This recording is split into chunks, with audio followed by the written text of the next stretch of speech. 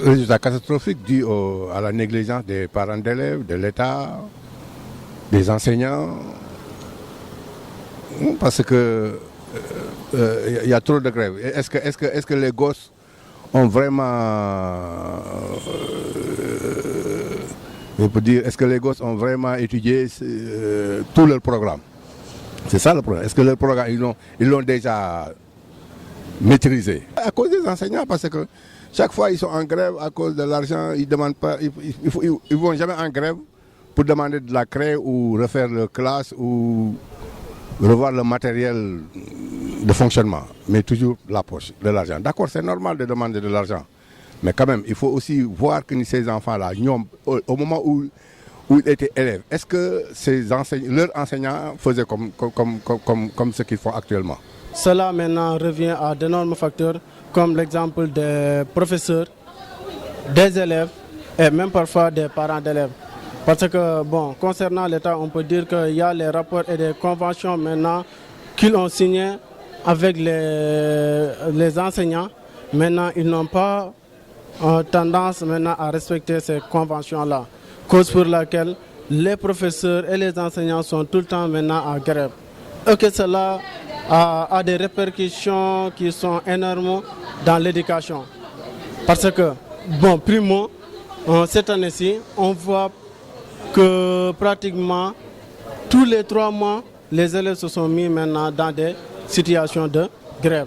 Cela est dit maintenant aux enseignants aussi qui passent tout le temps maintenant à réclamer des indemnités de l'argent par-ci et là. Maintenant, il va falloir qu'eux aussi, ils ne suivent pas l'État sur la marche qu'ils ont tendance maintenant à vouloir effectuer les tâches.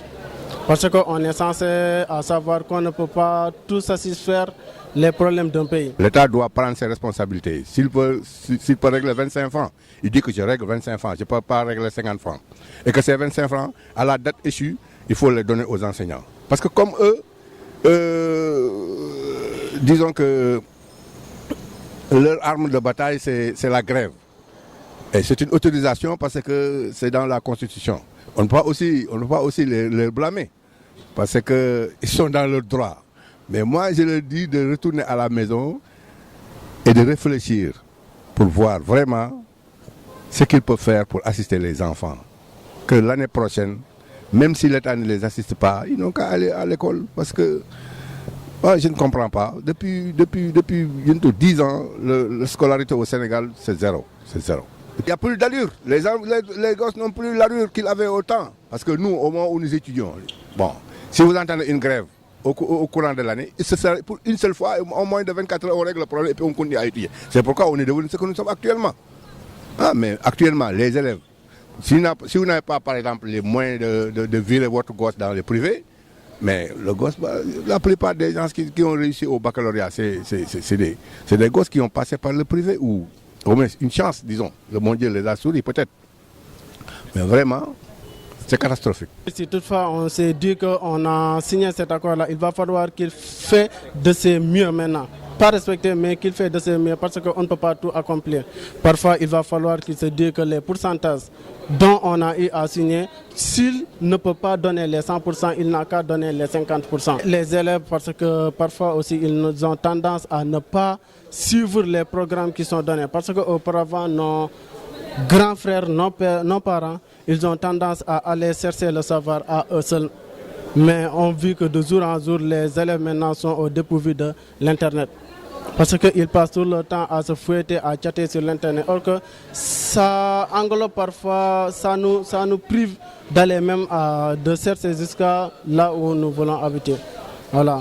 Donc franchement, je peux dire que la faute revient également aux parents parce qu'ils ne veillent plus maintenant à l'éducation des enfants. Parce qu'on voit des enfants maintenant qui sortent le matin 16h et pour rentrer le soir sans pour autant leurs parents se disent de quoi ils ont fait.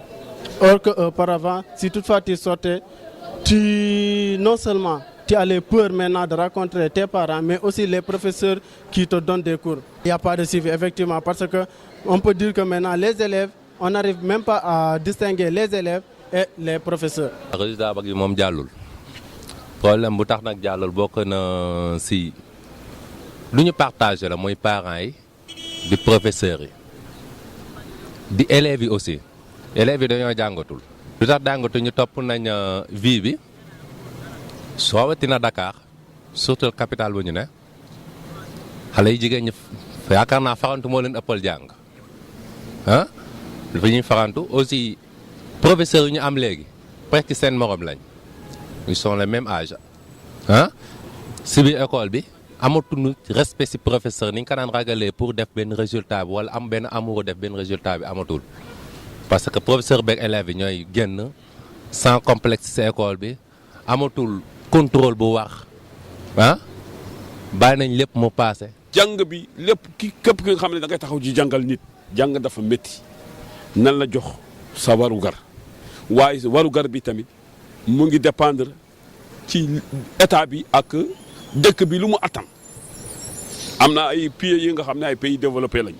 état bi bu ñuy waxtaan ak ñoom d'ailleurs au départ xale yi seen doom lañu dañu war a seet yàlla ak yonent bi ñu gis ne xale ñoom dañ leen jàngal ba ñu mun a jàngale kon nag nañu xool bu ñu xool intérêt bi bu ñu xool warugar da nga ciy jël dara nga delloo la kii su fekkee amul lu ñu am loolu rek lañ la mën a defal bul wax ne à 100% il faut say droit yëpp mot déedéet loolu kenn amu ko loolu yàlla rek moo ko mën a ba mais nit mënu ko léegi nag soo forcé nit ki pour mu wax la dara te loolu du ko def ay problème la ñuy dund gouvernement na leen wax ne luñ leen mën a defar ñu xam ne lii mun nañ ko defar ñu defar ko lu ñu mënul defar ñu xam ne lii ñun mënuñu ko après ñu wax leen ko mais ñoom bu ñu seet foofu nañu seet ne ñoom dañu war a jàngale diplôme boobu la ñu yor nañu jàngal xale yi te yàlla tax seen droit lañ ciy laaj lu ñu am ñu xam ne ay sénégalais lañu lu ñu amul ñu xam ne ay sénégalais lañu. bac bi li ma ko gis résultat baaxul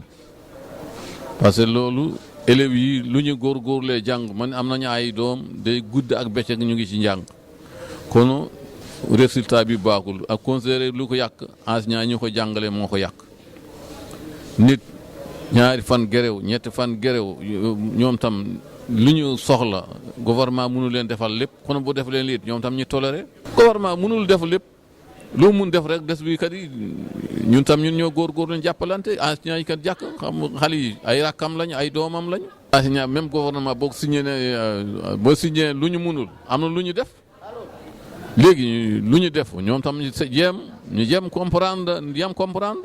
jéem comprendre état bi mënul def lépp. parents yi responsabilité bu ñu am mooy contrôler te ñu seen doom ñi ngi jàng ak jànguñu nañu dem école ñëw wàcc après le reste jeex na loolu problème parents parce que parents yi aussi soo xoolee taluñu ko boobu tal ñu ngi daw dund daw lekk daw naan mun ñëw aussi du contrôler élève boo xam ne presque mi ngi si 18 ans 19 ans am war a def ay bac war a def BFEM.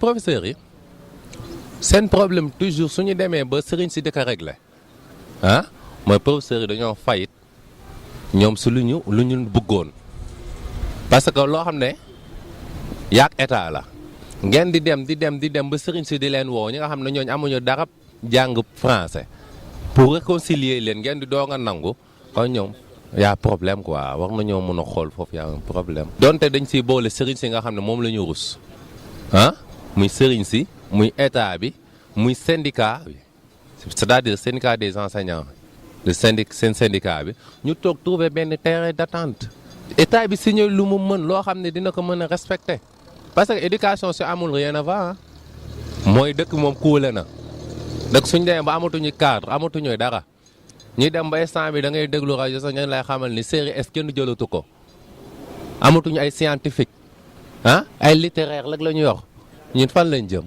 y'a problème il faut tamit problème boobu ñu jéem ko situer fan la problème ne toog trouver benn un terrain d'attente ah waxtaan seen biir état wax lu mu mën professeurs yi diggee ñoom loo xam ne dañ ko def. solution bi ñu seet li enseignant bi soxla li gën nekk